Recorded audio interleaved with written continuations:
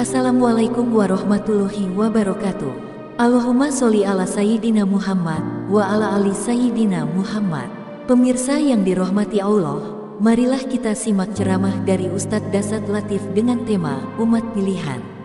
Sebelumnya marilah kita perbanyak sholawat minimal 1000 kali sehari, agar hidup kita penuh barokah dan mendapatkan syafaat kelak. Jangan lupa berikan dukungan kepada channel kami dengan memberikan super thanks seikhlasnya. Marilah kita doakan semoga Ustadz Dasat Latif sekeluarga dan para penonton YouTube ini diberikan kesehatan dan diberikan kebahagiaan dunia dan akhirat. Amin ya robbal alamin. Assalamualaikum warahmatullahi wabarakatuh. Alhamdulillahi rabbil alamin. Wabihi nasta'inu ala umurid dunya waddin. Asyhadu an la ilaha illallah wa asyhadu anna Muhammadan abduhu wa rasuluh. Allahumma salli ala Sayyidina Muhammad wa ala alihi wa sahbihi ajma'in.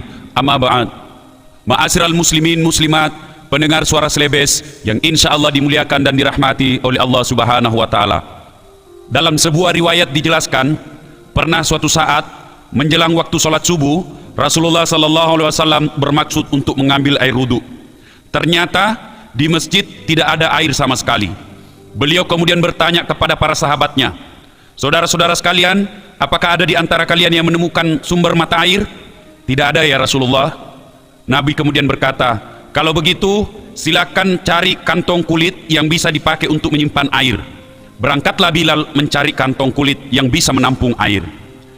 Beberapa saat kemudian Bilal pun kemudian datang membawa kantong kulit di hadapan Rasulullah SAW. Beliau kemudian meletakkan tangannya di atasnya dan membuka jari-jari tangannya. Dengan izin Allah, air memancar dari sela-sela jari Rasulullah SAW.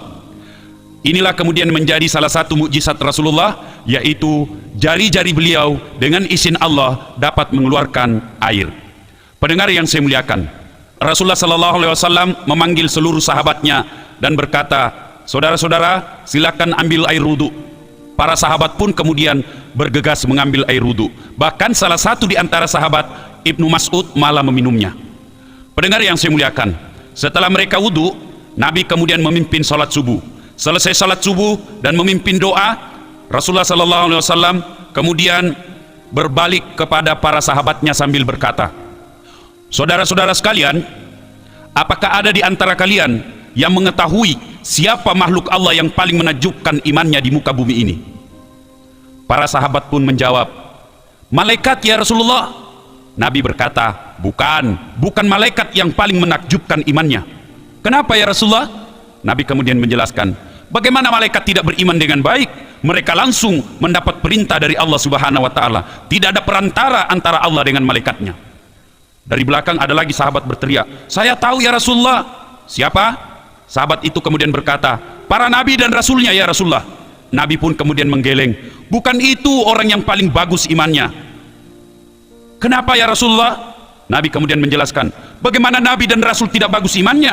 Mereka, maksudnya para nabi, langsung menerima wahyu dan petunjuk dari Allah Subhanahu wa taala.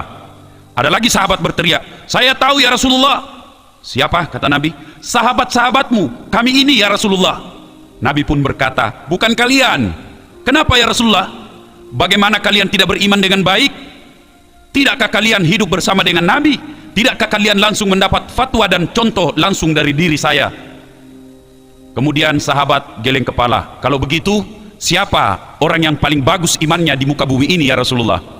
Nabi kemudian melanjutkan, "Orang yang paling menakjubkan imannya ialah kaum yang datang sesudah kalian semua.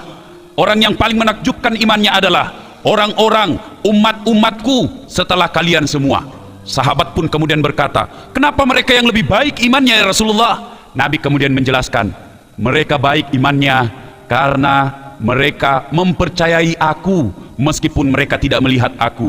Mereka mempercayai sabda-sabdaku meskipun mereka hanya mendapatkan melalui tulisan-tulisan. Kalau kalian wajar beriman dengan baik karena kalian langsung hidup sesama dengan aku. Pendengar yang saya muliakan, berarti kita ini umat Rasulullah zaman sekarang ini yang hidup setelah Rasulullah SAW wafat, setelah para tabi'in dan tabi'in. Kita inilah umat yang dijamin oleh Rasulullah SAW sebagai umat yang menakjubkan imannya, karena kita bisa percaya kepada Rasul, kita mengimani Rasulullah sallallahu alaihi wasallam meskipun kita tidak hidup bersama dengan Rasulullah, meskipun hanya melalui sabda-sabdanya yang kita baca melalui buku-buku peninggalan para ulama. Pendengar yang saya muliakan, beruntunglah kita orang-orang yang mengimani Rasulullah sallallahu alaihi wasallam meskipun hanya melalui berita-berita para ulama, meskipun hanya melalui sabda-sabda yang kita baca melalui teks-teks buku. Pendengar yang saya muliakan, sebagai akhir pembicaraan kita, manfaatkanlah keutamaan sebagai umat yang paling menakjubkan imannya ini dengan cara meningkatkan semangat kita untuk lebih memperdalam agama ini, meskipun hanya melalui pendekatan-pendekatan teks buku dan pendekatan mendengarkan dakwah dari ulama. Demikian, semoga ada manfaatnya.